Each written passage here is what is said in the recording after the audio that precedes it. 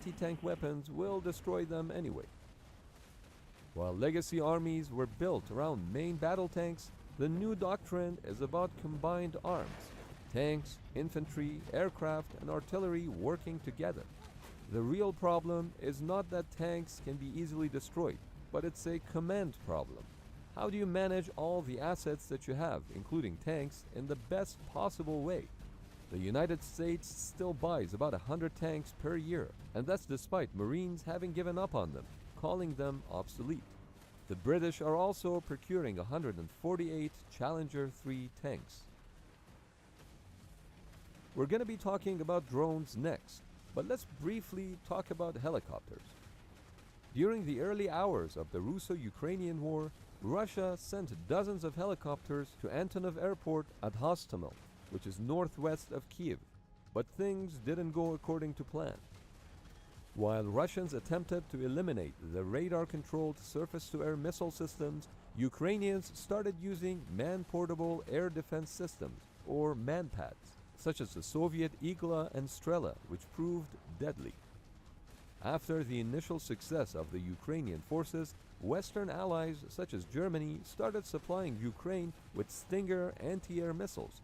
Yet again, this shows the power of asymmetric warfare, where a $40,000 weapon can destroy a $15 million helicopter.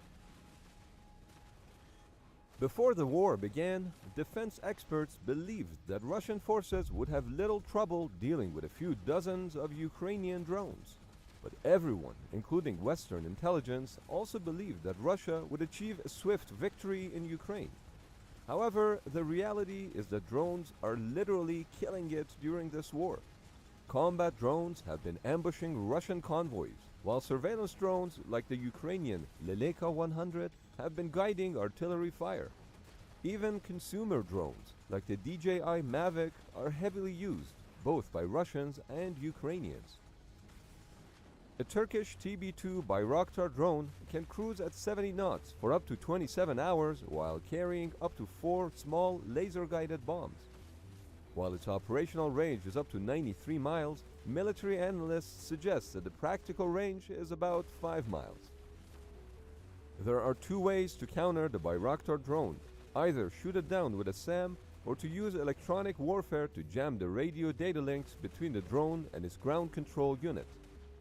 What's interesting is that despite the Russian army having a range of SAM systems and advanced electronic warfare capabilities, they have been unable to neutralize the Bayraktar threat. One military analyst, Justin Bronk, proposed the following explanation for the above. First, due to Russian forces' inability to coordinate, the columns of Russian armored vehicles rushed beyond the cover of their SAM systems. This allowed Ukrainians to seize an opportunity to ambush the columns. Secondly, it appears that Russian forces have been engaging in electronic warfare far less frequently than expected. Jamming the Ukrainian capabilities without jamming your own will be very hard without complex planning. And we all know a thing or two about Russian planning.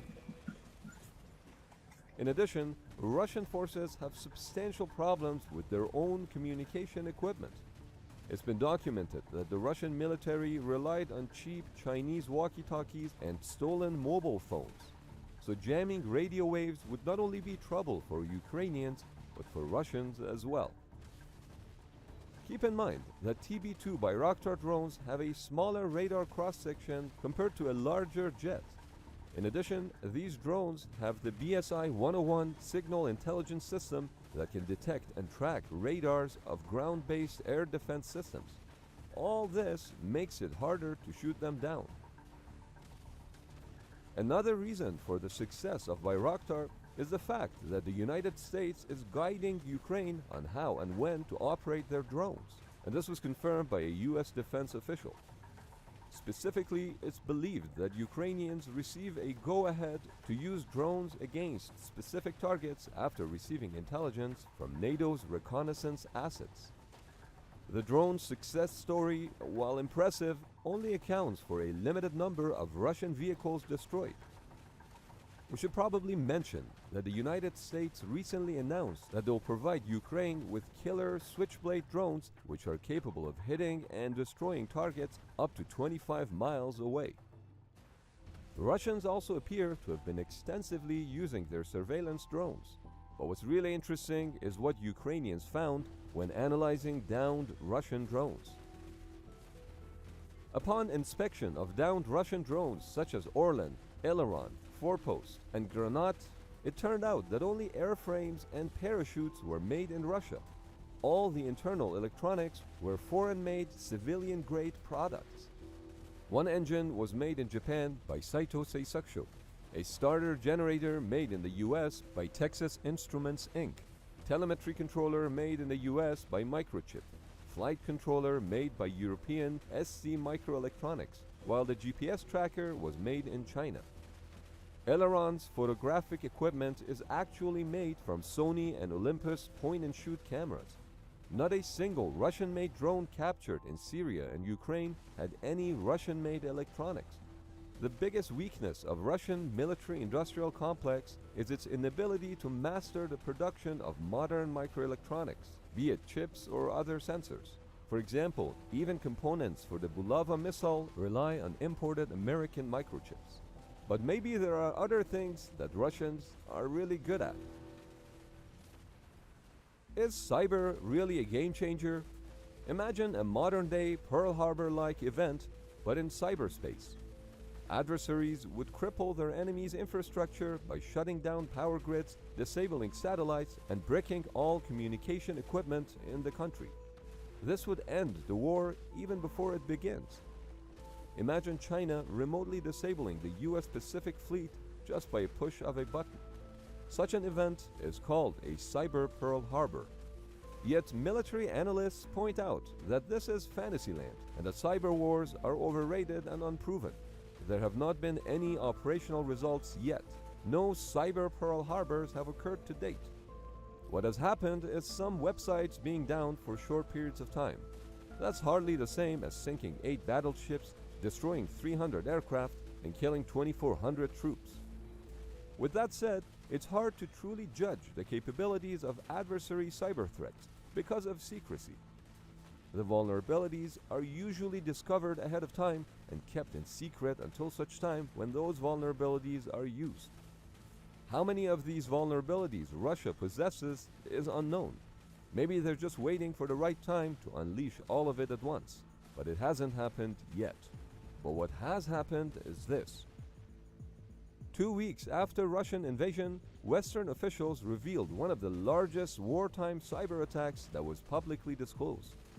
On February 24, 2022, between 5 and 9 a.m., just as Russian forces started their missile attacks upon Ukraine, hackers targeted modems that communicate with the Viasat Ka-sat satellite, which supplies internet access to customers in Europe, including Ukrainian military and police units.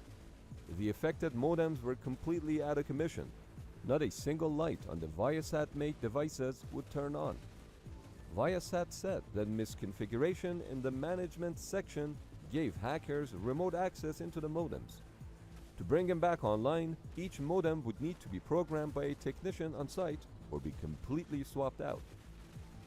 The benefits of this cyber attack is obvious, as it could hinder communication between Ukrainian military units. Traditional land-based radios can only reach so far. This also explains why Elon Musk donated truckloads of Starlink systems to Ukraine. What's interesting is that at least 3 wind turbines in Germany were acknowledged to use Viasat modems that were hacked. The result was that wind turbines could not be monitored or controlled remotely. They still generated electricity as they were operational nominally. But still, you get the picture. Imagine someone hacks into windmill farms and remotely messes the settings that can permanently destroy the farm. According to experts, the cyber attack was conducted by professionals, and the purpose was clear: to disrupt the internet connections in certain areas. There was no economic motive. It's widely believed that Russians were behind the cyber attack. 3 weeks after the attack, many modems still remain unoperational. Thanks again to Conflict of Nations for sponsoring today's video. Click on the link in the description to get In a matter of 3 weeks, the Russian aviation industry slid back 3 decades. With one rambling justification and a subsequent brazen invasion came a cascading series of implications that brought the golden era of global aviation cooperation to a screeching halt. As a 21st century Iron Curtain fell across Eastern Europe, Russian commercial aviation began reverting to a bygone era. An era marked by tension, by distrust bordering on paranoia, and by extreme and utter isolation. Throughout the Soviet era, the nation's aviation industry was defined by stark insularity. While air traffic controllers and pilots around the world spoke English, those in the USSR spoke Russian. While Western countries benefited from innovation born out of competition between private aerospace companies, technological advances in the USSR fell entirely on the state. Soviet planes, like the Tupolev 104, equivalent to the de Havilland Comet, and the Tupolev 154, equivalent to the Boeing 707, were the intellectual output of a centrally planned OKB, or an experimental design bureau, while their construction, maintenance, regulation, and certification all fell under the purview of the centralized Ministry of Aviation Industry. While much of the rest of the world's aviation industry coalesced around a sprawling set of standards, a host of trusted aerospace companies and carriers, and a spattering of supranational organizations like the International Civil Aviation Organization, the Soviet Union turned inward. Domestic flights dominated Soviet commercial aviation. Flights from Soviet capitals, regional hubs, and vacation spots composed much of state-run Aeroflot's routes. Across the post-Stalin era, Russians traveled increasingly by air for business and pleasure, but rarely did they leave the confines of the USSR. Though Aeroflot at its height serviced over 100 countries, only select Soviets, diplomats, athletes, scientists, and artists, saw the outside world with any regularity. For the business traveler, international trips hinged on their ability to prove the travel was absolutely necessary and the ability to pass extensive background checks. For the average Moscow resident with a hint of wanderlust, well, there was Sochi, or Odessa, or Dombay. Of course, strict rules over what went out also informed what went in. Inbound international flights, when allowed, were bound to specific, sometimes suspiciously circuitous routings. Incoming visitors were given strict travel itineraries, and closed airspace was closely monitored. In the case of Korean Airlines Flight 7, to tragic consequences. Closed airspace built walls in the sky. Walls which created a world of separated worlds. One where cities like Anchorage became international hubs. One where the Soviet aviation industry and Soviet travelers existed separate from the rest. One that current events have us poised to return to. Just hours after Russian missiles began tearing across Ukrainian skies, it became apparent that it wouldn't only be Ukrainian airspace taking on a new atmosphere of hostility. The same day the invasion began, the UK Department for Transport banned all civilian Russian aircraft from its airspace. Direct Aeroflot flights from Moscow to Heathrow would be no more. If Western powers weren't going to directly intervene, they'd lay sanctions. And as during the Cold War, Western powers again identified commercial aviation as a means of inflicting economic pain on the aggressor. In the following days, the European Union, Canada, then the United States, among others, banned Russian flights from their airspace. Russia, for its part, responded in kind, closing its airspace to the 30-plus unfriendly countries in a tit-for-tat move. Walls went up, and an era of unprecedented peacetime mobility slammed shut. Aeroflot, which just days before had operated international flights as far east as Tokyo and as far west as Los Angeles, announced on March 5th that its only international service would be into the capital city of Minsk in allied Belarus. European and American carriers began diverting routes so as to avoid Russian airspace. Russian airspace that US airlines typically crossed an average of 1,400 times a week. Flights like Lufthansa's LH716 from Frankfurt to Tokyo once arched over Siberia, but now cut south through Central Asia. In the most indicative example of the rapid backslide into Soviet-era aviation norms, Finnair announced it was dusting the cobwebs off this circuitous route from Helsinki to Tokyo, one last flown in the late 80s, adding more than 3 hours of flight time, but avoiding Russia entirely. When, if ever, these walls go down is anyone's guess.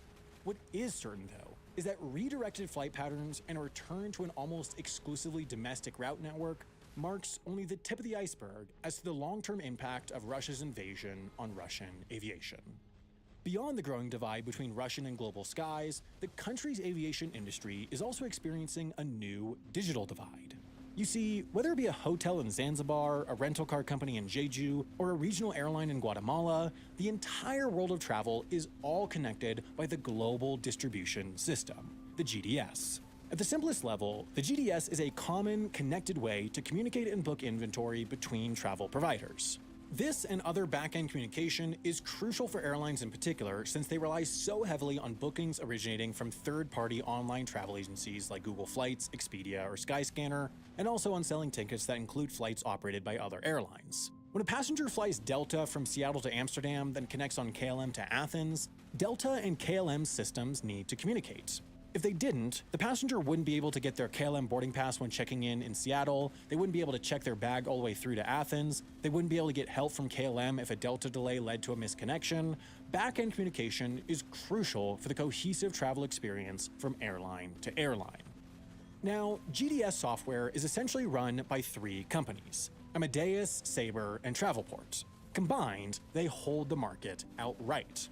Therefore, the announcement that all 3 GDS providers were suspending Aeroflot's access was considered a death blow for the airline. This decision was guided by the fact that Aeroflot is a majority state-owned airline, and so Aeroflot revenue would go directly to the very entity funding the deadly invasion of Ukraine. Now, without access to the GDS, Aeroflot flights no longer appear on Google Flights, Expedia, Skyscanner, or any other online travel agency. To book, one must go directly to Aeroflot's website. In addition, and perhaps more crucially, Aeroflot flights can no longer be booked as part of itineraries with other airlines. While most international airlines have suspended service to Russia, Middle Eastern carriers, namely Turkish, Qatar, Etihad, and Emirates, have emerged as a crucial air bridge for the country, one of the few convenient ways in or out, especially when heading to Western destinations. Etihad, in particular, used to code-share with Aeroflot, allowing a passenger to book a ticket from Abu Dhabi to Moscow, then seamlessly connect onwards on Aeroflot to Sochi, for example. Without GDS, this is no longer possible. Therefore, there's no easy way to travel from outside of Russia to anywhere beyond the destinations of those few inbound international flights, essentially anywhere but Moscow. While privately owned airlines in Russia have yet to be removed from the GDS, all restrictions combined mean that Russia's relative distance to the world has now dramatically increased. Traveling from London to Murmansk, for example, used to be thoroughly simple. A 3-hour Aeroflot flight from Heathrow to Moscow, a 1-hour connection, then a 2-hour flight north to the Arctic city. Now, however, the most efficient way of that journey is likely a full 10-hour travel day on Turkish Airlines from London to Istanbul to Moscow, an overnight at an airport hotel, then a morning flight the next day on Aeroflot to finally arrive in Murmansk. That's to say, the fastest way to get between 2 cities a mere 1,600 miles or 2,600 kilometers apart now takes longer than flying from London to Sydney. But even for those flights that can operate for those passengers who are able to book, there's an open question as to whether there's going to be the aircraft to fly them. You see, while many might perceive aircraft as a product, as something sold from manufacturer to airline, increasingly, they're a service.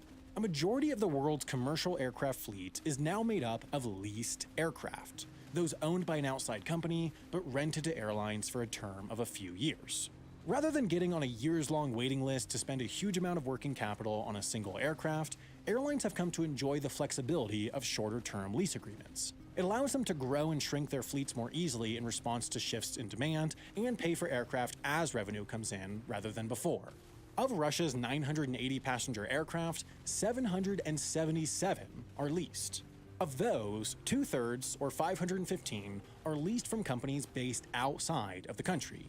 Nearly all of those foreign companies are now either required to terminate their lease agreements due to sanctions imposed by their home country, or have chosen to due to a lack of faith in Russian Airlines' ability to continue paying due to the collapse of the ruble and the decimation of international route networks.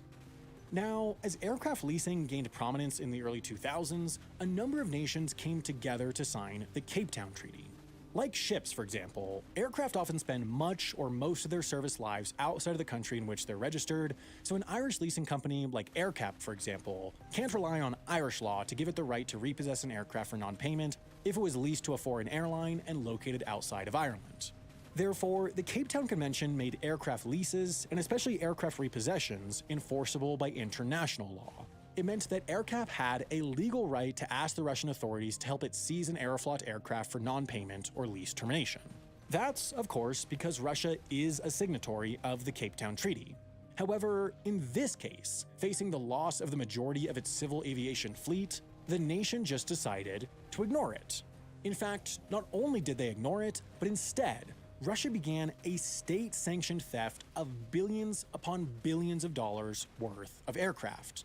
You see, the majority of the aircraft owned by major international leasing companies are registered in either Ireland or Bermuda, mostly due to tax advantages. Therefore, when those two countries revoked the certificates of airworthiness for aircraft logged on their registries but leased to Russian airlines, that meant that nearly all of those 515 aircraft were no longer legally able to fly and that the lessors wanted them back. However, in response, Putin signed a law allowing Russia's airlines to re-register these aircraft as Russian as if they were their own property. Essentially, Russia is telling its airlines to just keep the planes. As long as they don't leave the country, they'll stay in their hands. That means going forward, these aircraft will likely only operate domestic routes, while fully owned or Russian-leased aircraft will operate any international routes. However, even that could become difficult. To retain their legal and practical ability to fly, aircraft are continuously subjugated to an extensive maintenance and inspection schedule. But now, both Boeing and Airbus have suspended all maintenance support to Russian airlines, leaving them few options for sourcing legitimate parts. Without legitimate parts, even legitimately owned aircraft could lose the right to fly internationally. And then on top of that, even the Russian-made Sukhoi Superjet, the most common domestic-made aircraft, faces maintenance issues too, as its official part supplier is Lufthansa Technik, which is based in Germany, a country that has enacted sanctions preventing the company from supplying parts to Russian airlines. Now, there is precedent for this situation. Iran's aviation industry operated under similarly severe sanctions from 2007 to 2015. This resulted in them holding on to the aircraft they had prior to the sanctions long past their typical service lives. When an aircraft part went faulty, focus was placed on repairing it rather than replacing it, since nearly all parts replacement required cannibalizing from grounded aircraft. As time went on, more and more aircraft had to be grounded to supply parts to the flying ones, and the country's skies became some of the most dangerous in the world as safety standards grew increasingly relaxed. Russia is likely to operate under a similar system. Assuming it continues to hold on to all 980 of its commercial aircraft, it'll have an oversupply due to its airlines' inability to operate most in-demand international routes. But the longer the sanctions stretch on, the more planes will have to be dedicated to cannibalization, and the fewer there will be that can actually fly. Beyond the obvious, the absolute destruction of the progress Russian airlines have made over the past 3 decades, building themselves up into legitimate, safe, respected global carriers, the near-total disconnection between the Russian and global aviation industries could actually accelerate progress for certain others. To start, between Sukhoi and Irkut, Russia has been attempting to revitalize its storied aircraft manufacturing industry. So far with little success, as their aircraft have not been competitive with those of Western manufacturers. However, without the competition, these domestic manufacturers will become one of the only sources for new aircraft. This could also have a spillover effect for China, as their state-owned aircraft manufacturer Comac is nearing first deliveries of its C919 aircraft, roughly equivalent to an A320 or 737. If it's able to make a version free of parts from countries that have sanctioned Russia or China, which is a big if, Comac could capture demand from Russia that could not be fulfilled by Comac's primary competitors, Boeing and Airbus. But the implications go further than that. While the impact of Russia's airspace closure was dulled by weak international travel demand to and from Asia, with most of the continent's borders still closed in response to the pandemic, as this demand grows in step with COVID's fade, this could have broad, long-term implications on the global aviation industry. Finnair, based in Helsinki for example, has long taken advantage of their position in the northeast of Europe, on the direct path between most major European and Asian cities, to offer some of the quickest connecting itineraries between the two continents. In fact, prior to the pandemic, they were the only major European airline which flew the majority of their long-haul routes to Asia rather than North America or elsewhere. However, when Asian travel demand's return started to lag behind the rest of the world's, Finnair announced that it would begin flying long-haul routes to destinations in the US and Thailand from Stockholm, a new secondary hub to complement its primary one in Helsinki. In retrospect, that seems an extremely prudent move, and it's likely the airline will continue on a similar strategic path. reallocating its resources westward in response to its quick flip from best to worst positioned for Europe to Asia flying. But as one airport falls, another rises. Elsewhere in the northern latitudes, Anchorage Airport might regain its strategic status for Europe to Asia flying. During the Cold War, Anchorage was home to one of the most cosmopolitan airports in the world, as European and Asian airlines used it as a refueling stop, avoiding Soviet airspace. Routing a flight from Tokyo to London via Anchorage does add about 4 hours to flight time, but it is essentially the fastest route when overflying Russia isn't an option. In fact, Japan Airlines flights on that route have already started flying over Anchorage, although without stopping for fuel, since aircraft now have longer ranges than in decades past. However, the more fuel you add to an aircraft, the heavier it is, and therefore the more fuel you have to use to carry the added fuel weight. Essentially, as flight distance increases, average fuel burn per mile increases. Of course, packages, unlike passengers, don't care about stops, so cargo airlines have long used Anchorage as a refueling hub on flights between North America and Asia. Now, however, it's become advantageous to use Anchorage as a stop on their flights between Asia and Europe as well. Nippon Cargo Airlines' route from Tokyo to Amsterdam used to fly non-stop in a quick 11.5 hours. The closure of Russian airspace has now made that entirely infeasible. Instead, it flies northeast for 6.5 hours towards Anchorage, stops for refueling, then continues 9 hours onward to Amsterdam. Compared to before, this requires 4 hours of additional flight time, but it's certainly better than the alternative. FedEx's route from Osaka to Paris, for example, normally flying a similar distance between similarly located cities, now flies 11.5 hours first to Dubai, then 7.5 to Paris. 19 hours of flying for a route that previously took less than 12. If these airspace closures prolong, the airline might opt to route the flight through Anchorage, an itinerary that could save them 2 hours over Dubai. FedEx and UPS already have major operations at Anchorage, so it's very possible they'll start to expand the model that's worked for Asia to North America flying to Europe as well in this new reality. Passenger airlines, however, are likely to take advantage of modern aircraft's incredible range to continue to run flights to Asia nonstop, even if they physically route over Alaska. However, one startup airline is likely quietly celebrating the new inaccessibility of Russian skies. Northern Pacific Airways has announced its intention to start flights from Anchorage to both North America and Asia in 2022, with the goal of creating a connecting hub for trans-Pacific travel. Essentially, they want to become the Iceland Air of the Pacific. This startup does, however, face an uphill battle. Transatlantic fares are some of the highest-priced long-haul flights out there on a per-mile basis, despite strong competition. The market can sustain it since it's connecting one wealthy area to another. Trans-Pacific fares, meanwhile, are some of the least expensive on a per-mile basis, thanks to fierce competition from Asian airlines that enjoy low operating costs and strong state support. Therefore, Northern Pacific Airways is unlikely to be able to offer as strong a cost advantage relative to the market as Iceland Air. However, especially for itineraries from the eastern half of North America or to the western parts of Asia, Anchorage has gone from a detour to directly on the route. Delta's flight from Detroit to Seoul, for example, used to take a 13-hour path overflying Russia, but is now having to route via a more southern 14-hour path overflying Anchorage. A passenger originating in Boston flying via Detroit to Seoul on this flight now has a roughly 19-hour itinerary. Northern Pacific, with 8 hours from Boston to Anchorage, an hour for a connection, then 9 hours onward to Seoul, will now be able to beat Delta by an hour. And even better, by operating 2 medium-length flights rather than one long and one short flight, their fuel burn per passenger will likely be lower, meaning they might be able to offer lower fares. Not only that, but they could now potentially expand their business model to Europe as well. A flight from Anchorage to London, Amsterdam, or Paris only takes 9 hours, so coupled with a 6.5-hour flight from Tokyo to Anchorage, the 17.5-hour total itinerary would only be 2 hours longer than the new circuitous non-stops from Western Europe to Asia, and would likely sell at a much lower cost. In comparison to an itinerary connecting from Paris to London to Tokyo, Northern Pacific's itinerary would likely be faster. Now, a European expansion for this as-yet unlaunched airline is unlikely in the near term, as their fleet will initially be composed of 757s that cannot confidently reach the major European airports, but if this new reality entrenches into the long term, it's certainly an option. At the very least, though, this has raised the business model's status from one met with resounding skepticism among experts to one now considered potentially feasible. Now, the short of all these compounding implications is that, across the board really, from Western travelers to all strata of Russian society, these changes are going to hurt. The decisions of a few and the world's response to those decisions have ensured we'll all feel the squeeze of closed airspace and aviation sanctions.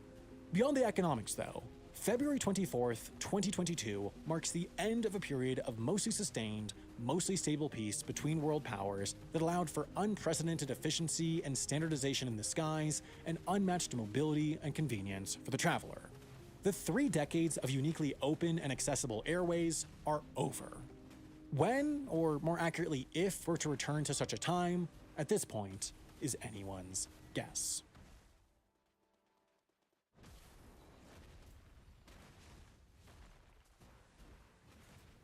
This is a map of the world, these are its countries, this is their GDP per capita, and that's the equator.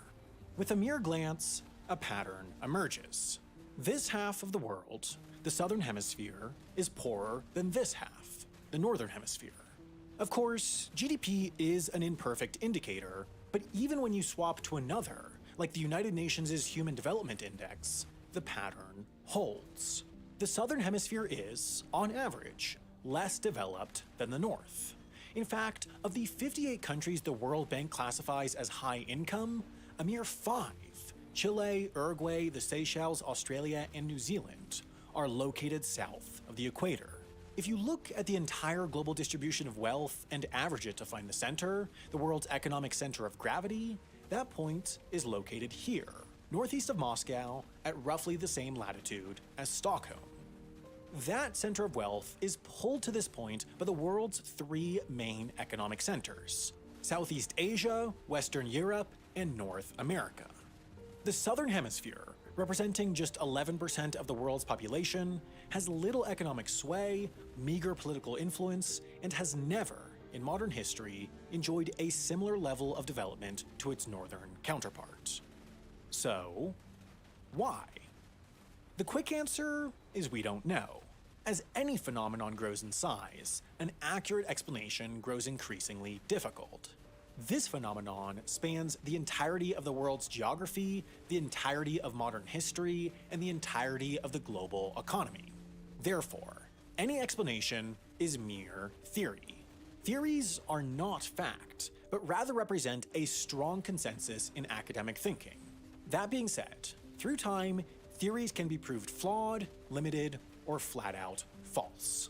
In fact, in the past 100 years, the ways in which we think about how geography correlates to wealth has changed fundamentally. Take, for example, this, the opening lines of the 1915 book Civilization and Climate by Ellsworth Huntington.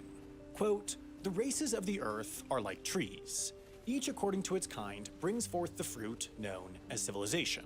As russet apples and pippins may grow from the same trunk, and as peaches may be grafted on a plum tree, so the culture of applied races may be transferred from one to another. Yet no one expects pears on cherry branches, and it is useless to look for Slavic civilization among the Chinese." He goes on to liken the actions of humans to a grower cultivating their vineyard. This can enhance a crop, but what matters more is the geography of where the grapes grow. No matter how well cultivated, you'd never expect good grapes from Greenland. Huntington posits that the 2 key factors influencing the success of a vineyard are its environment, which is inherited, and its health, which is dependent on human action. Huntington then asks, quote, "Does the fruit known as civilization depend on these same conditions? It seems to me that it does. Few would question that a race with a superb mental and physical inheritance and endowed with perfect health is capable of adding indefinitely to the cultural inheritance received from its ancestors, and thus may attain the highest civilization. But if that same cultural inheritance were given to a sickly race with a weak inheritance of both mind and body, there would almost surely be degeneration." In short, Huntington argues that if one were to give good land to, in his words, a quote, "sickly race," they would be incapable of properly developing it. Rhetoric like this is what was used to justify colonialism. Further core arguments of the book include theories positing that mental abilities correlate to average temperatures. The colder the climate, the smarter its people are. Therefore, in his logic, if you took people with higher mental abilities from the cooler areas and brought them to manage the hotter areas, they would be more successful, both literally and figuratively, in cultivating the land. This is false. This is also, unequivocally, racist. It's no surprise that later in his career, Huntington's research devolved into flat-out eugenics. We now know the belief that a hotter environment makes people quote-unquote uncivilized, as was once a prevailing view, is absurd. The temperature or physical environment of a place does not change a person in any meaningful way. The reason this southwest corner of Egypt, for example, is almost completely undeveloped is not because the sun is degrading its people's mental abilities. However, simultaneously, it would be absurd to believe that geography does not play a role in development. We know with some certainty that the reason this corner of Egypt is almost completely undeveloped is because it's in the Sahara Desert, with inhumane heat, little to no water, and few desirable natural resources. The thin line between racism and legitimate theory is what makes examining any correlation between geography and wealth so difficult. However, a simple rule can delineate the two. Geography does not influence a person's ability to develop a place. However, geography can influence a place's ability to be developed by people. A place's development potential is absolutely influenced by geography. Therefore, that poses a question. What does the Northern Hemisphere have that the Southern does not? In short, latitude. Not only does the Southern Hemisphere have about half as much land as the Northern, but that land does not stretch as far from the equator. For example, Cape Town, at the southern tip of Africa, sits about 34 degrees south of the equator. In the Northern Hemisphere, cities at an equivalent distance to the equator include Los Angeles or Baghdad, hardly what anyone would consider northern cities. So, what effect does this have? This is a graph composed of the world's countries. The higher a given country is, the wealthier it is on a per capita basis, while the further to the right it is, the further it sits from the equator. The pattern that emerges is decisive. The further a country is from the equator, the wealthier it is. Therefore, a plausible reason for why the Southern Hemisphere is poorer is simply that its landmass sits closer to the equator. But that's not a full explanation, because it then presents a new question. Why are equatorial countries poorer? Bounded by the perspective of our lifetimes, it's easy to forget how close we are in history to an era dominated by agriculture. Just 100 years ago, when the world was the domain of many of our grandparents, 70% of Earth's working population was employed in agriculture. Today, that number is just 27%. As industry innovation and mechanization ramped up, so too did per-person productivity. However, 27% is an average of a highly variable dataset. Today, 1.66% of the US's labor force is employed in agriculture.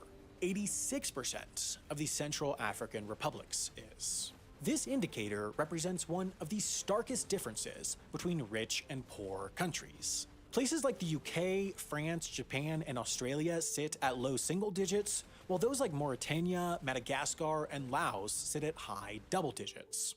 Unsurprisingly, comparing this map to that of GDP per capita, it tracks quite closely. Countries with low GDP have high agricultural employment percentages, and vice versa.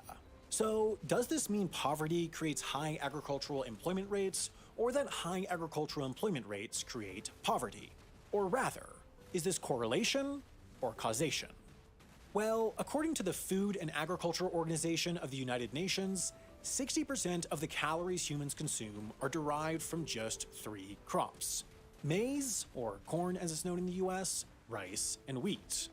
Now, in agriculture, as any farmer will tell you, climate is everything. In the case of wheat, the highest yield temperature, as in the temperature that leads to the largest harvest of crop per unit of land, is about 74 degrees Fahrenheit or 23 Celsius. Every degree Celsius above that, average wheat yields decrease by 10%. What this means is that more equatorial countries, which tend to be hotter, have less productive wheat crops. The Food and Agriculture Organization of the United Nations created this map to show the average possible wheat yield around the world, and unsurprisingly, it roughly correlates with the map of countries' agricultural labor force proportion. This makes sense. The less productive farmland is, the more people you need to produce a person's worth of food. The more people working to create food, the less there are to innovate and grow an economy. Therefore, this also correlates to the map of countries' GDP per capita or Human Development Index. While every crop is different, in terms of its ideal temperature, as a generalization, warm but not hot places are those best suited for agriculture. Those warm but not hot places are overwhelmingly located in the temperate zone of latitudes, which encompasses very little of the southern hemisphere's landmass. It's a similar story with disease. The burden of disease, while heavily skewed by equatorial Africa, is, on average, higher the closer to the equator a country is. Malaria, for example, is one of the most deadly infectious diseases in the world. It's prevalent predominantly in areas that are hot year-round, have high humidity, and lots of rainfall, which, overwhelmingly, represents equatorial regions. Beyond malaria, the lack of a cold season in equatorial regions means that insect populations run rampant, and mosquitoes, ticks, fleas, and others are some of the most reliable disease vectors out there. Now, of course, in addition to insect-borne diseases, more common in equatorial areas, there are those that clearly are more common in poverty-stricken places. Diarrhea, for example, is a leading cause of death worldwide, and its root cause is often contaminated drinking water, which is more common in places with inadequate or non-existent water infrastructure. Therefore, it's clear that poverty can spur disease, but less clear whether disease can spur poverty. This is a topic that has been debated in the world of international development for decades, but a loose consensus has formed that suggests the answer is yes. A higher burden of disease can negatively impact a national economy. Of course, this makes sense. Disease often means a person is unable to work, which means they are no longer able to expand an economy. So it's clear that around the equator, poverty is increasing disease, and disease is increasing poverty, even if it's unclear the extent to which it's one versus the other. So, correlative factors such as agricultural yield, disease burden, and more certainly can cause a degree of poverty. However, it would be obtuse to think that the incredible level of inequality in the world, with the average Norwegian earning an average annual Somalian income in just 3 days, can be entirely explained by some heat, wheat, and bugs. More likely, these factors opened a gap that has been widened through time.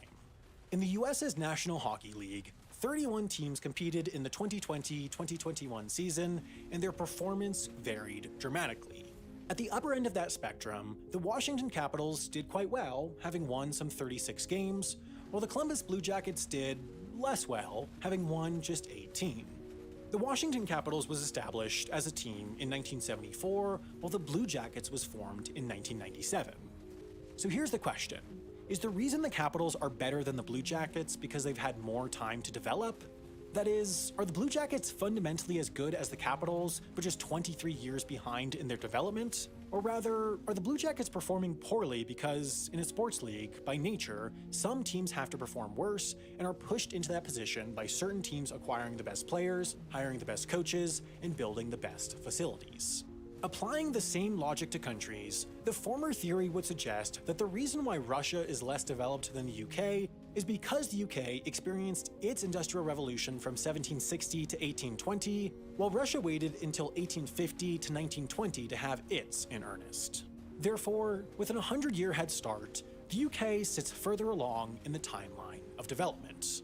For the longest time, this was the explanation for inequality, and interventions involved attempting to speed up a country's progression in the supposed development timeline.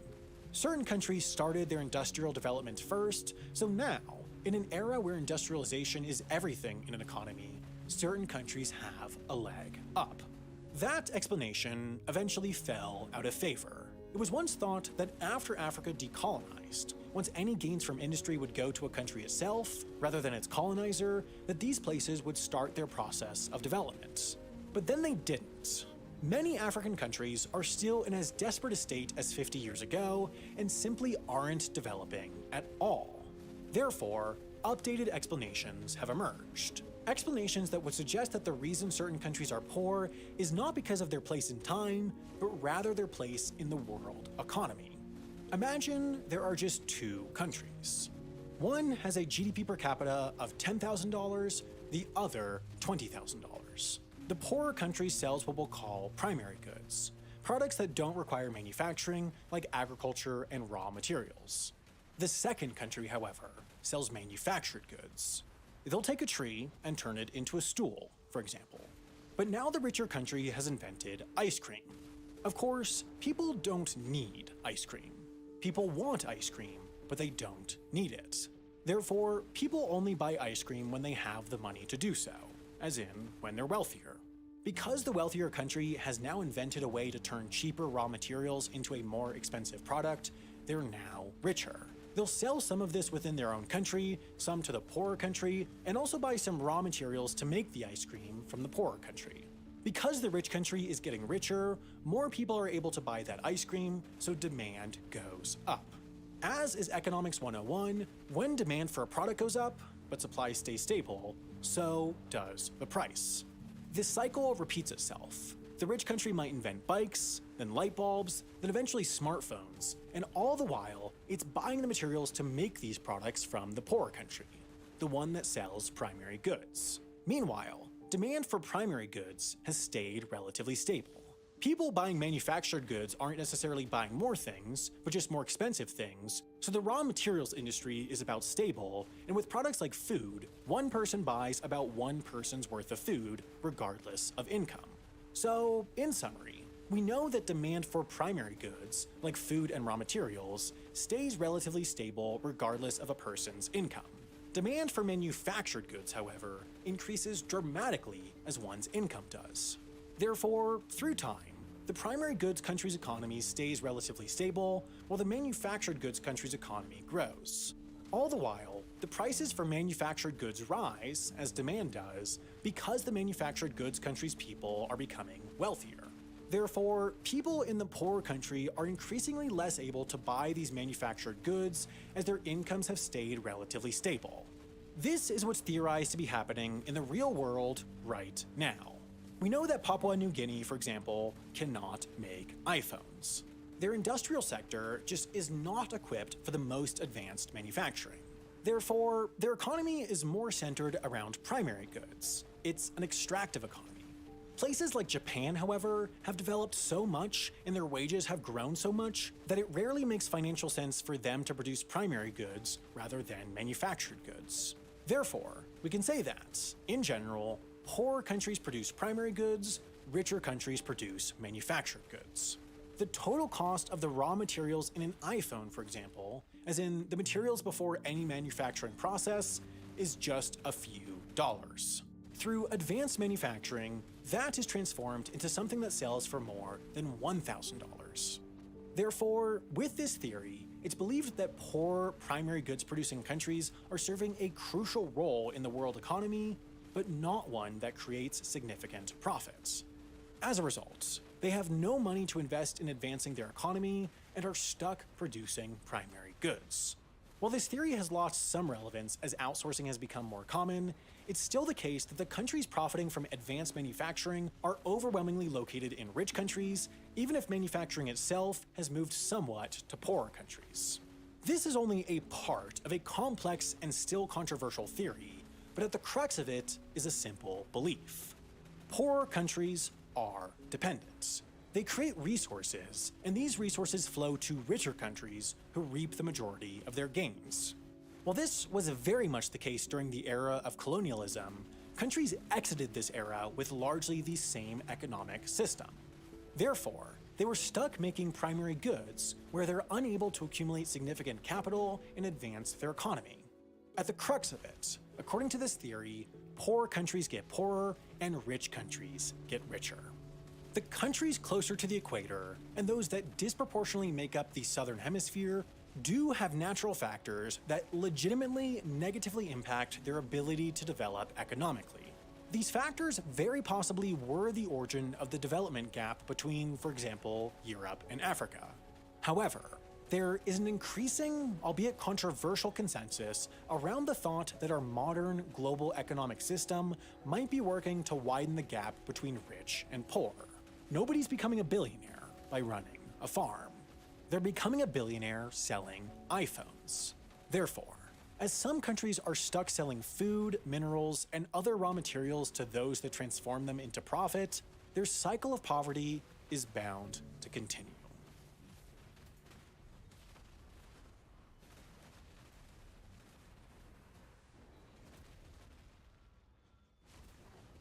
Welcome back to the news you missed in 2020 from every country in the world. If you haven't yet seen part 1, make sure you go and watch that first. Unless, of course, you only care about the small countries, because we'll start with one with a rather petite population of just 8.5 million.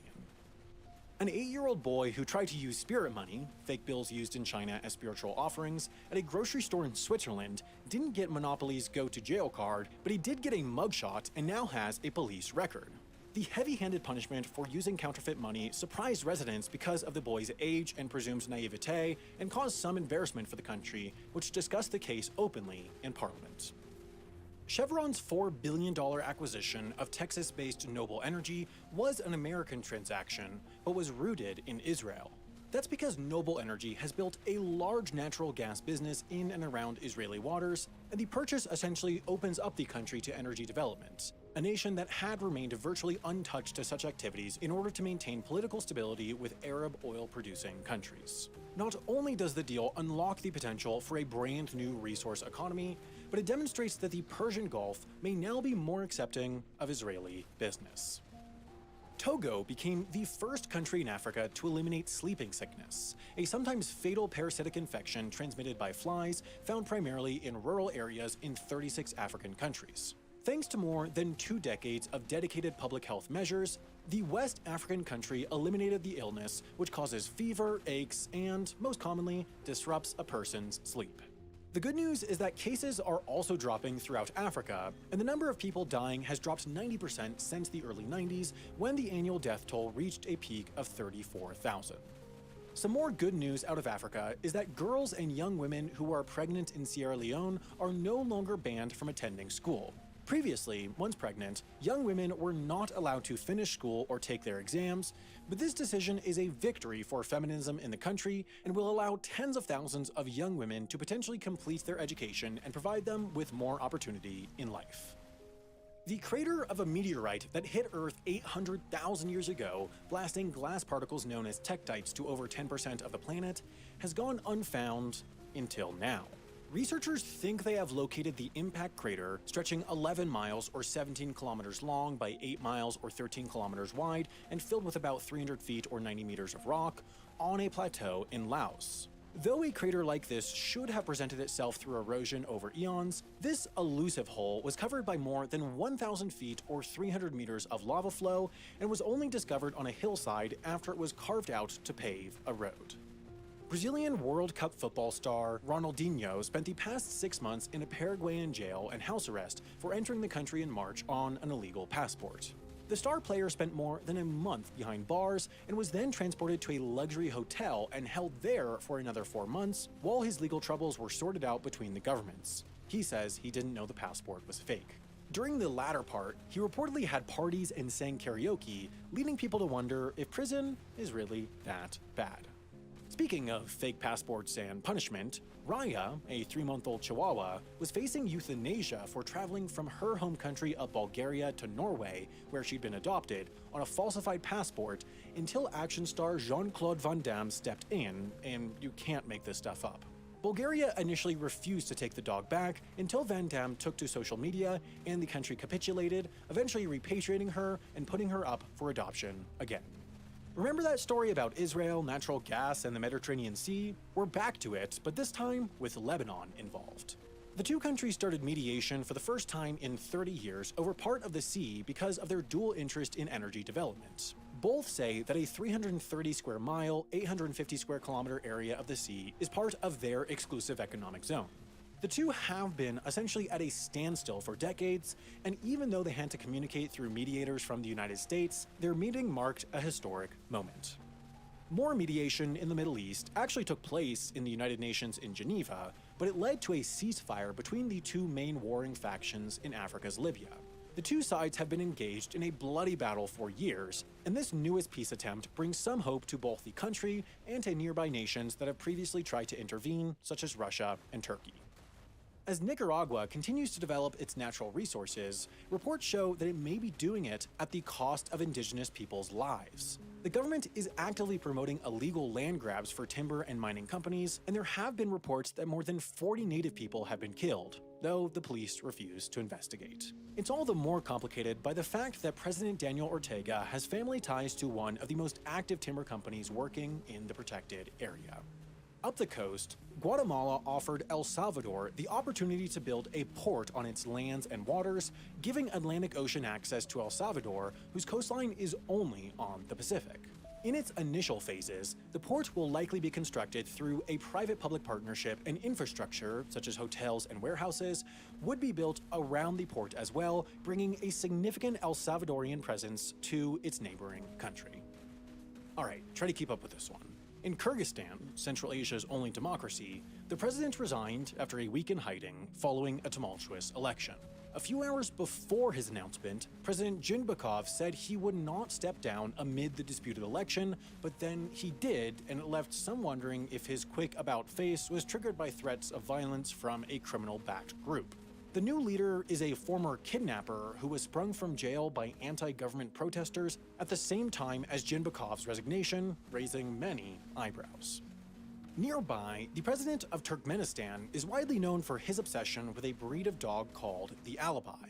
So it didn't come as a surprise that he erected a 19-foot, 6-meter gold statue of the shepherd-like canine in a traffic circle in the country's capital. Turkmenistan is also known to have one of the world's more repressive governments and doesn't even allow human rights organizations into the country. That creates a definite disconnect in terms of humanizing animals, but treating humans inhumanely. Investors and entrepreneurs have keyed in on a new use for Australia's desolate and unforgiving outback. Turn it into a solar farm large enough to power the country of Singapore. Sun Cable has announced a $90 billion, 10-gigawatt, 30,000-acre solar farm that will send about 2/3 of the energy it produces north through undersea high-voltage cables. If all goes right, the lights of Singapore could be solar-powered by 2027. In another part of the global movement to cleaner energy, Denmark, the European Union's largest oil producer, announced it would end all oil and gas exploration in the North Sea as part of its commitment to phase out fossil fuel extraction by 2050. Its existing 55 platforms, spread across 20 oil and gas fields, will continue operations, but the decision to stop looking for more sends a powerful message to the world about the future of energy and this country's goals to be a green leader. Some of the world may be saying goodbye to fossil fuels, but an animal that oddly turns out to like gas-powered vehicles, or at least their sounds, is a monkey. A zoo in Finland gave their white-faced Saki monkeys a choice between the sounds of traffic, the jungle, zen, or dance music, and the primates overwhelmingly preferred honking cars and screeching tires over the mimicry of their natural habitats. When Slovakian President Zuzana Kaputova learned that Chinese telecom giant Huawei was the sponsor for a defense conference at which she was slated to speak, she quickly pressed end call and canceled her talk. She cited security risks, along with following her basic principles, since Huawei has been accused of foreign interference. Huawei eventually backed out of the conference, and Kaputova ended up taking the stage, but the message was heard loud and clear. The World Wildlife Foundation has been working for more. Eventually backed out of Huawei was the sponsor for a defense conference at which she was slated to speak. She quickly pressed end call and canceled her talk. She cited security risks, along with following her basic principles, since Huawei has been accused of foreign interference. Huawei eventually backed out of the conference, and Kaputova ended up taking the stage, but the message was heard loud and clear. The World Wildlife Foundation has been working for more than a decade to set up a national park and nature reserve in the Republic of the Congo. However, this year, the European Union pulled their funding upon reports that the anti-poaching guards patrolling the proposed park have been engaging in physical violence against the indigenous people of the area and are restricting them from moving around on their own land. The World Wildlife Foundation's application for EU funding specifically stated that the indigenous people of the area were for the project, But given that that either no longer or was never true, it's unclear whether this project will move forward. Only 3 countries still allow commercial whaling, and Norway is one of them. Typically, the Scandinavian country sends most of its whale meat to Japan, where demand is high, but Norwegians are opting to consume more of the meat for the first time in years, which is probably due to the growing movement against traditionally processed meat in favor of locally sourced products, like the minke whales they hunt in their own waters. Close your eyes if you don't want to see something bizarre. It's the wrinkle-faced bat, native to Costa Rica. But of course, what one sees as ugly, others find sexy? New research this year found that these elusive jungle dwellers mate in an interesting way. The males congregate in big groups, perform a routine, and fold some of the extra skin around their face up like a neck gaiter to seduce the females. And it seems to work. 3 Palestinian peace activists who held a Zoom call with Israelis that included more than 200 participants and viewers were charged with, quote, weakening revolutionary spirit. Their goal was part of a bridge-building initiative called Skype with Your Enemy, but according to Palestinian officials, communication with Israel is considered a, quote, normalization activity and punishable. The 3 could face years in prison and hard labor sentences. The Arab world's longest-serving ruler, the Sultan of Oman, died this year at the age of 79. Since he had no children, his cousin was chosen to replace him, ending years of speculation on which of the more than 80 potential successors would gain the spot. Upon his passing, the Sultan was recognized for his steadfast diplomatic reign by other world leaders.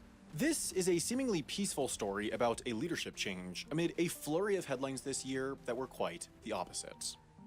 It's easier to get to Liberia from France, as well as other Western destinations, now that Air France resumed its flight from Paris to Monrovia after a 9-year hiatus. The direct flight debuted on an Airbus A350, which landed at a newly refurbished Robert International Airport in Liberia.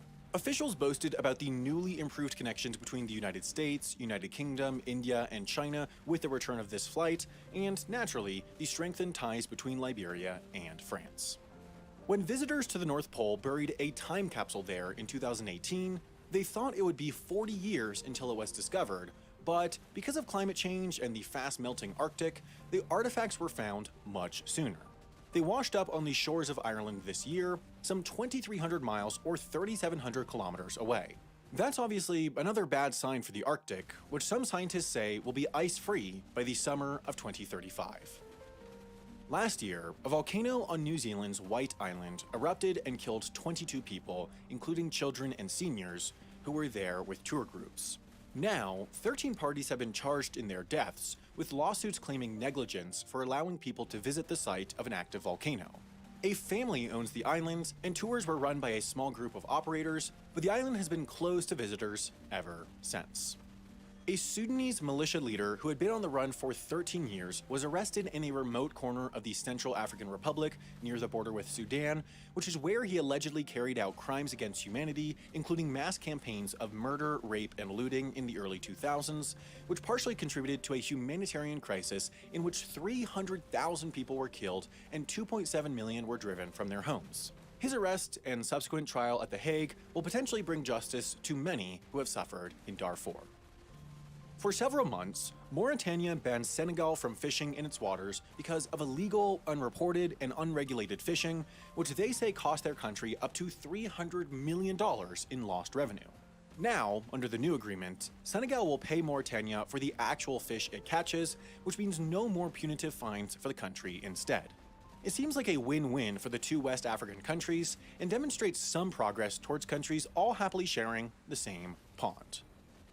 In 2016, the Panama Papers exposed how some of the world's most prominent politicians, business leaders, and celebrities set up offshore bank accounts to conceal their wealth and avoid taxes in the Central American country. So, of course, Netflix made a movie about it. But now, the law firm behind the 11.5 million documents is not happy about their portrayal as, quote, ruthless, uncaring, and unethical lawyers, so they're doing the most lawyer thing possible and suing Netflix. Jürgen Mossack and Ramon Fonseca are claiming defamation and asked Netflix to cease streaming The Laundromat, though it's already been screened to crowds at European film festivals.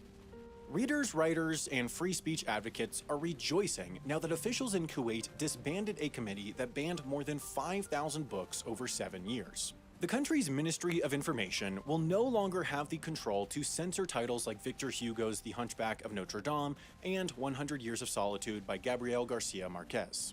But besides banning book imports, the committee also had a say over every title that was published in the country. Now they don't, and that means the words should flow more freely. Here's a tip. If you're German but wanted in the United States for building software that tricks automobile emissions inspectors, then don't cross from Germany, where you're protected, into Croatia, where you're not. Apparently, former Volkswagen executive Alex Iser didn't get the memo that only his native country doesn't extradite its own citizens. He was arrested when crossing the border in June and will likely be charged in the United States since America and Croatia signed an extradition treaty last year. He's at the center of the emissions scandal in which the German auto manufacturer tried to evade US Clean Air Act laws by tricking the system, and his arrest shows that the United States isn't finished with this car chase yet. Moldova is veering away from its Putin-leaning ways, at least temporarily, with its election of Maia Sandu, a pro-Western, Harvard-educated former prime minister, and its ouster of incumbent pro-Russian president Igor Dodon. Besides favoring European ties, Sandu is also the country's first woman president. She ran on an anti-corruption platform and championed embracing the country's Romanian roots, as 75% of the country speaks Romanian, over its ties to Russia. Tiny Moldova is sandwiched between Ukraine and Romania, which have also leaned more Russian in recent years, and the results demonstrate this region's increased shift away from Russia. If you're tired of hearing about Georgia, the US state, you can opt to move to the Eastern European country of the same name to escape the 24/7 news. The nation recently announced a visa-free entry program called Remotely from Georgia that grants year-long stays to nationals from 95 countries. There are some caveats. Transplants must earn at least $2,000 per month and have health insurance, meaning the country is looking for a certain type of more permanent visitor, one that has money and can contribute to its faltering economy. The European Union is being held accountable for the way it funds projects in Africa thanks to a group of Eritreans in the Netherlands. They allege that the EU is paying for forced labor by funding heavy construction equipment to open and pave a road that connects the Ethiopia-Eritrea border with the Eritrean port of Massawa. That equipment is apparently being run by conscripts. The project is part of a $6 billion injection from the EU into Africa as a way to curb migration from south to north, but this case shows that more oversight is needed in the process. Another immigration story centers around a steady stream of Argentinians relocating to Uruguay, a move that the latter is quite happy about. Uruguay enticed residents from its southern neighbor by lowering the minimum value of property required for tax residency from $1.7 million to $380,000, and by offering a 10-year tax holiday.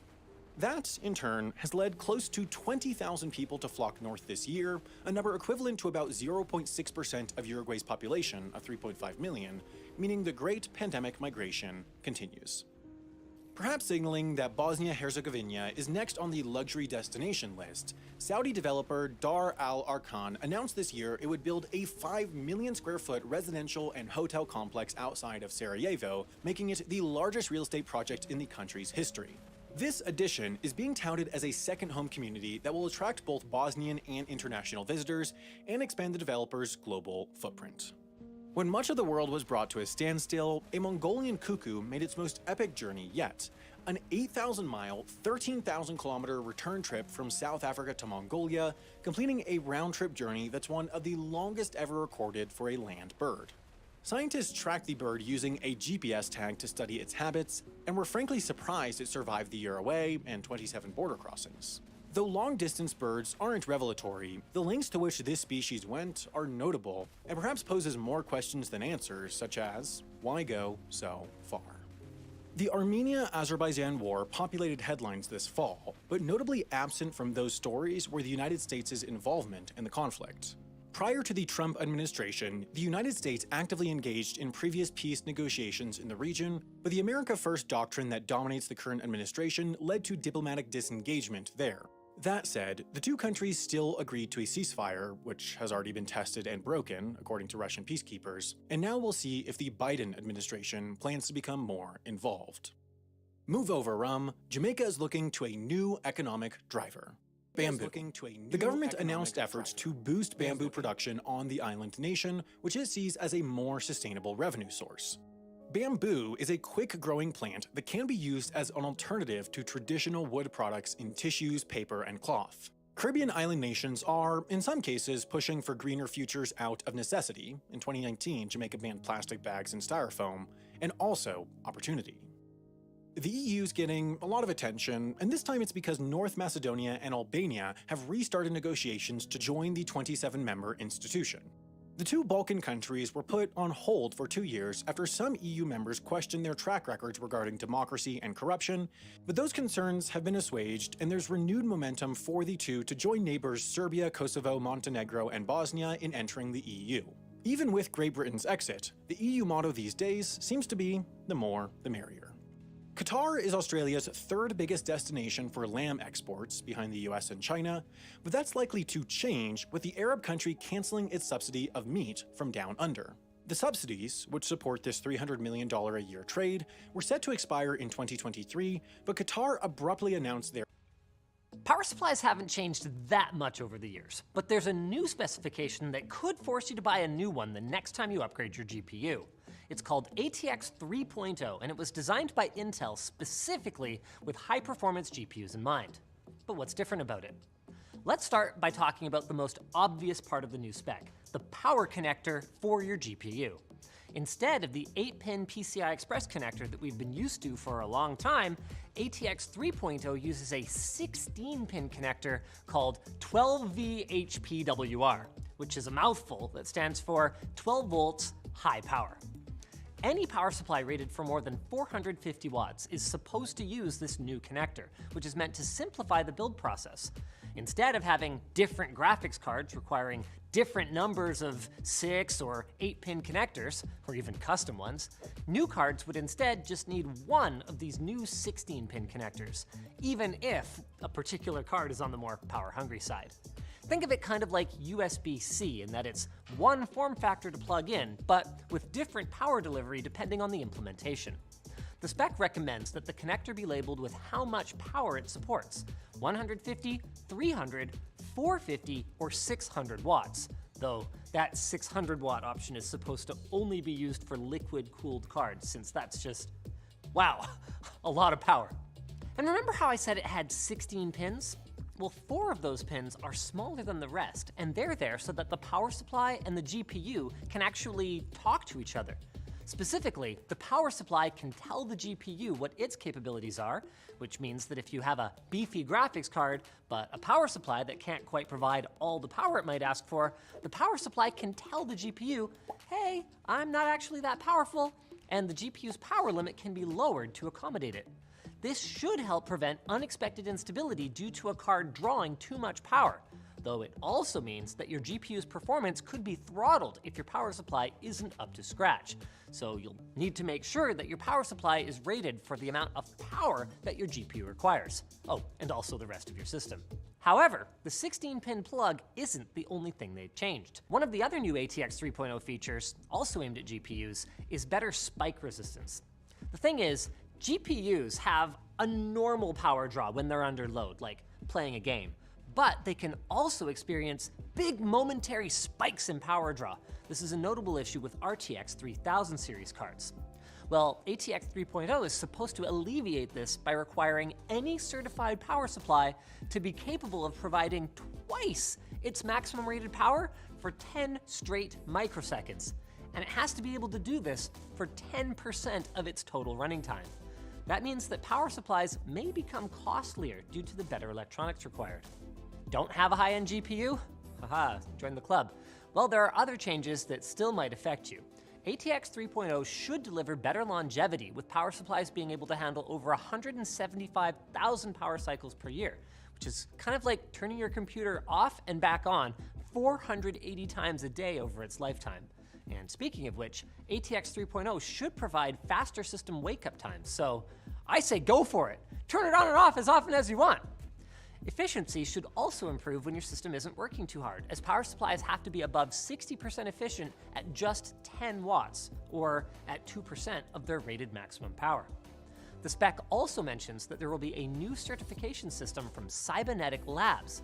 This is kind of like the 80+ system that we're all used to, but Cybernetics rates power supplies for both noise and efficiency, so you should be able to get a quick idea as to how loud your new PSU will be just by looking at the box. So, should you budget for a new power supply alongside your next GPU purchase? Well, remember that this is a recently published spec, and it may be quite a while before ATX 3.0 power supplies hit the market, if we end up seeing them at all.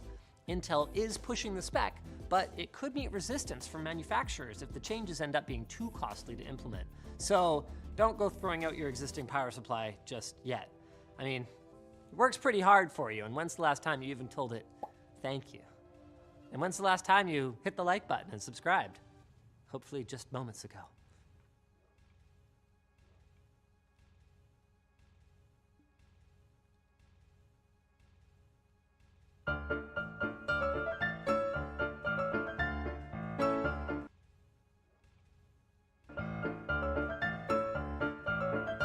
Hello, today is March 23rd. 23rd. March is basically gone. It is basically gone. I've got to get radishes in the ground immediately. It's done for. I was going to try to plant a tree while the ground is still soft. My window is quickly closing. Yeah, you want to do that in this early spring if you can. What kind of tree? I don't know. Thinking about an apple tree maybe. Oh, yeah. So Honeycrisp do well. You should check out the extension website with University of Kentucky. I was actually going to try to graft it. So let it grow for a few years and have green apples on one side and red apples on the other. Oh. That's how they grow most of them. I didn't know that until I bought some last year. Like, there's a paint mark on my little saplings that I got where they attached the graft onto the tree. It worked.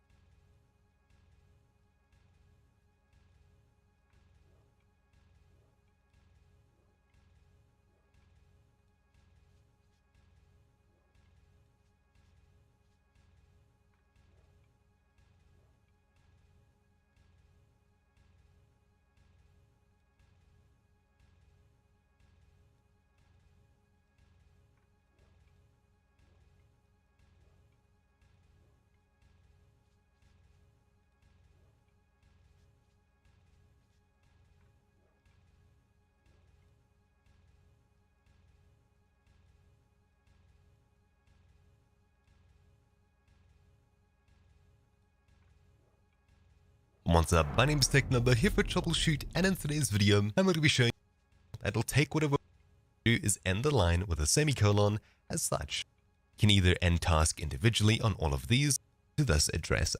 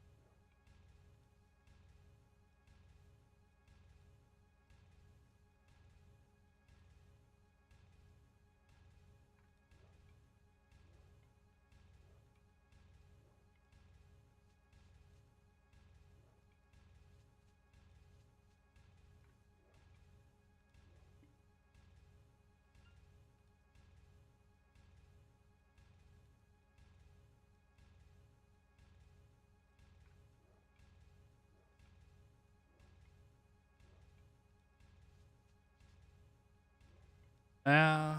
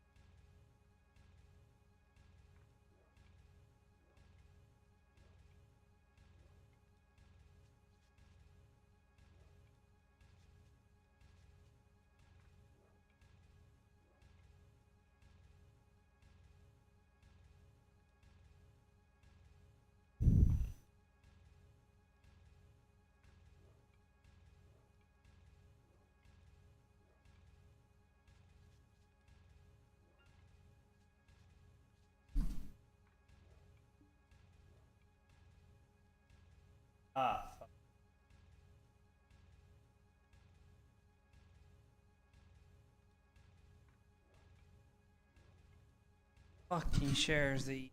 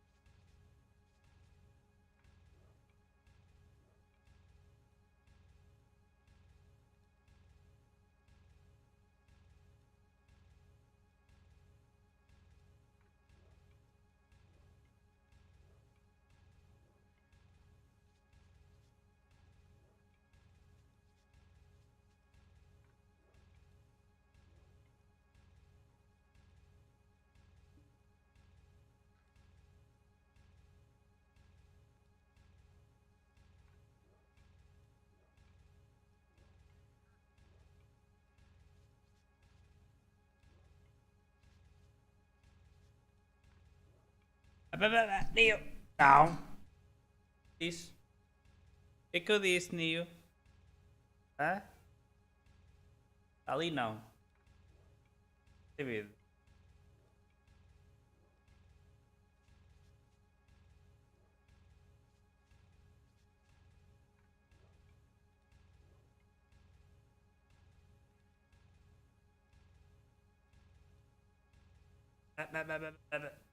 Au.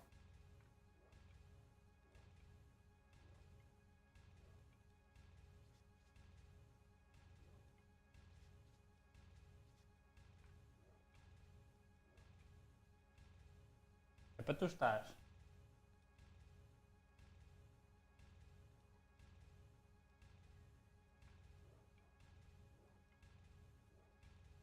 Olha.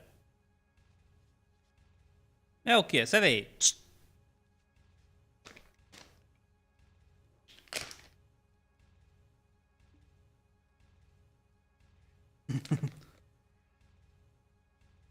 Não. Não. Cai. A fazer tu.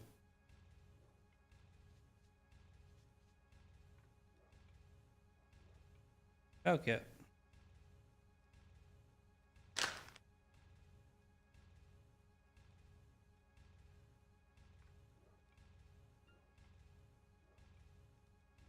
Não tem mais nisso. Acabou.